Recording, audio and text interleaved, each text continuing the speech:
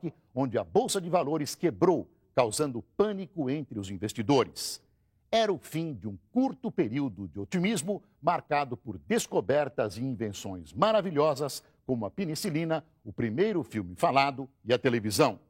Foi também um tempo de aventura, como mostrou o histórico voo de Charles Lindbergh sobre o Atlântico.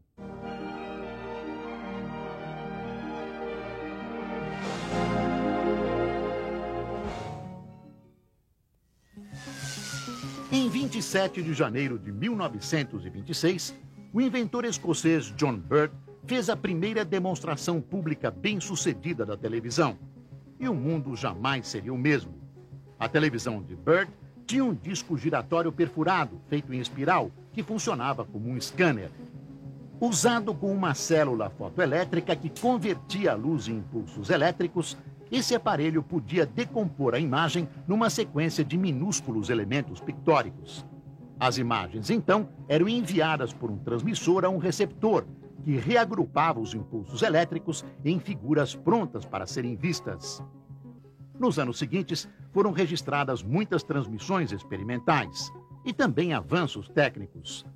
Mas a primeira emissora regular de TV, a americana NBC, só começou a operar em 1939, quando mostrou a abertura da Feira Mundial de Nova York. No mesmo ano, os primeiros aparelhos de TV foram vendidos ao público. A qualidade das imagens foi melhorando. Logo, os consumidores podiam escolher entre dezenas de modelos que custavam de 150 a até $1.000. Em dezembro de 41, a CBS transmitiu o primeiro noticiário televisionado sobre o ataque japonês a Pearl Harbor. Depois da Segunda Guerra Mundial, já havia 36 emissoras de TV no ar e cerca de 1 milhão de aparelhos em uso.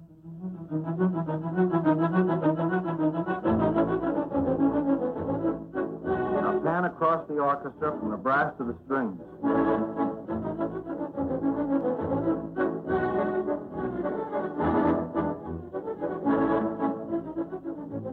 Now back to your original position and pan over to include the conductor. Em 1950, mais pessoas viam televisão do que ouviam o rádio. A primeira transmissão em cores aconteceu em 12 de junho de 51 e também foi uma realização da CBS. A TV já era uma indústria bilionária. A televisão chegou ao Brasil em 1950 pelas mãos de Assis Chateaubriand, dono dos diários e emissoras associados. A TV Tupi de São Paulo, Canal 3, estreou no dia 18 de setembro, às 10 da noite. Por uma hora, o apresentador Homero Silva recebeu convidados e conversou com eles sobre as vantagens da TV. 2 anos depois, era criada a TV Paulista Canal 5. E em 1953, surgia a TV Record Canal 7. A televisão tornou possível para milhões de pessoas compartilharem uma única experiência, como o enterro do presidente americano John Kennedy, em 63, visto por 750 milhões de telespectadores. Até hoje, o impacto da TV continua profundo e quase imensurável.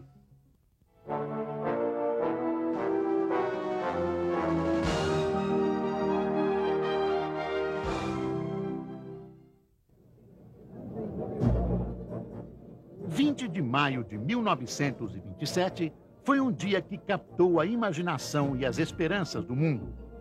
Num feito histórico, o americano Charles Lindbergh se tornou o primeiro homem a fazer um voo solo cruzando o Oceano Atlântico. Logo ao amanhecer, Lindbergh, na época com 25 anos, preparava-se para partir em seu avião, o modelo Ryan Nip, batizado com o nome de Espírito de São Luís. A decolagem para um voo de 5.800 quilômetros aconteceu no campo de aviação Roosevelt, em Nova York. Carregando 451 galões de gasolina, o avião teve que lutar para sair do chão. Todos os equipamentos, inclusive rádio e paraquedas, tinham sido retirados para dar lugar ao combustível. A chave para o sucesso de Lindbergh foi o motor do avião, o novo modelo J5C, conhecido como redemoinho de vento. Sua velocidade média era de apenas 170 km por hora. Lindbergh lutou contra a neblina e o sono, cruzou a Grã-Bretanha, o Canal da Mancha e depois seguiu o rio Sena até Paris. A aventura durou 33 horas. Centenas de milhares de pessoas foram saudá-lo no aeroporto de Le Bourget. Ele ficou com medo de que a hélice do avião acabasse matando alguém e desligou o motor antes de chegar aos hangares. Lindbergh adorava aviões desde criança. Depois do histórico voo Nova York e Paris, ele usou seu sucesso para promover a aviação e defender a construção de aeroportos. E foi ouvido. A aventura de voar havia conquistado o coração e a mente.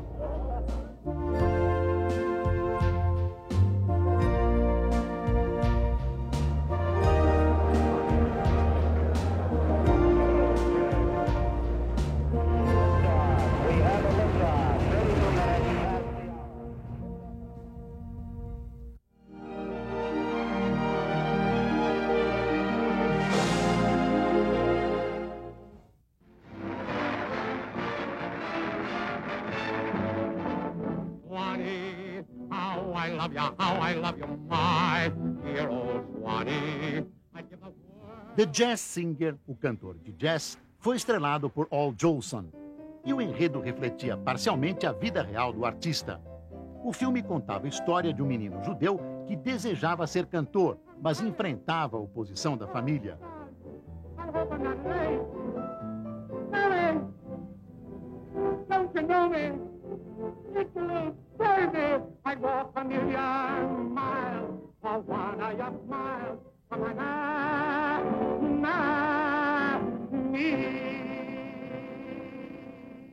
Os filmes falados com músicas e diálogos reais rapidamente fascinaram o público. Mas nem todos os artistas do cinema mudo tiveram sucesso na transição para os filmes falados. O mais famoso foi talvez Charles Chaplin. Ele acreditava que seu personagem mais popular, o Carlitos, só teria sucesso em pantomimas. Mas isso não chegou a prejudicar o cinema falado, nem a indústria de Hollywood, que crescia ainda mais. Em 1929, a Fox Filmes chegou a anunciar que iria se dedicar exclusivamente aos musicais. No final dos anos 20, 110 milhões de pessoas iam ao cinema todas as semanas. Mais tarde, isso iria mudar com o aparecimento da televisão. Mas o cinema falado já tinha se tornado um elemento essencial da cultura do século XX. Swanee, how I love you, my hero Swanee. I'd give the world to be among the folks here. D-I-X, I even know my man is waiting for me, praying.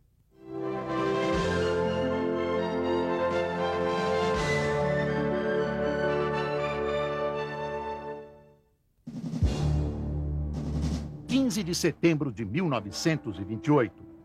Neste prédio de Londres, Alexander Fleming fez uma descoberta que iria salvar um número incontável de vidas: a penicilina.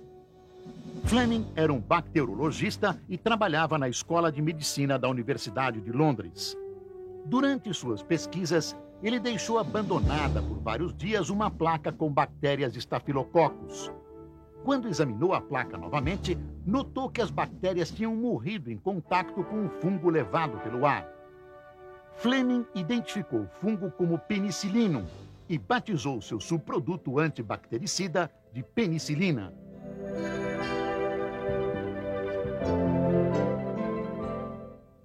A penicilina funciona interferindo no crescimento da parede da célula das bactérias. Quando a parede enfraquecida se rompe, a bactéria morre. A descoberta valeu a Fleming o Prêmio Nobel de Medicina de 1945.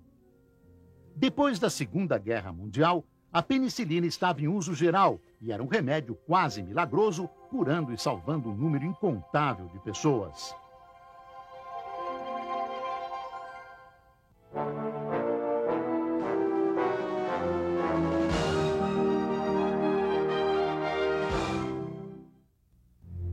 (24 de outubro de 1929). Desastre em Wall Street. A Bolsa de Valores de Nova York despenca, num dia que entraria para a história como a Quinta-feira Negra. Investidores em pânico mandaram vender todas as ações que tinham a qualquer preço. As ações das grandes companhias, como a General Electric, caíram vertiginosamente de valor. Nas primeiras 3 horas do pregão, 11 bilhões de dólares tinham virado fumaça. O crash em Wall Street desencadeou uma onda de falências e abalou a confiança na economia americana. Em pouco tempo, os Estados Unidos e o mundo todo eram varridos por uma grave crise econômica. 13 milhões de americanos amargavam o desemprego. A produtividade caía e os bancos fechavam um após outro. Os efeitos da crise foram devastadores para o Brasil e a economia do café. Os preços já estavam em queda no mercado internacional e as exportações começaram a diminuir. O governo brasileiro fez estoques e chegou a queimar café para sustentar os preços. Sem sucesso. Em 1931, a queima de 3 milhões de saca anunciava o fim da era no Brasil, a era do Rei Café.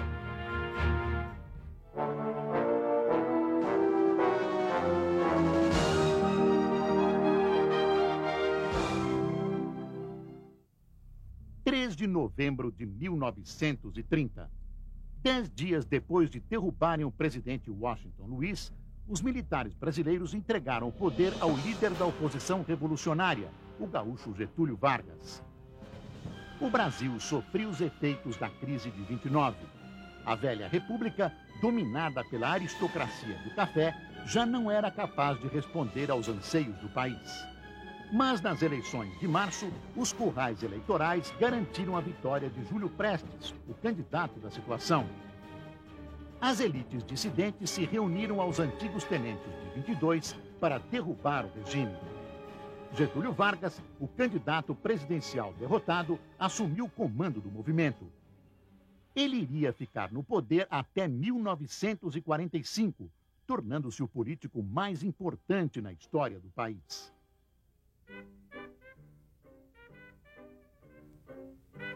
A Revolução de 30 abriu um período de mudanças profundas no Brasil.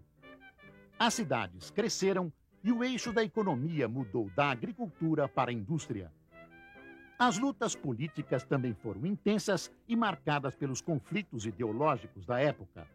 A forte pressão para que a legalidade fosse restaurada por meio de uma nova Constituição levou à Revolução Constitucional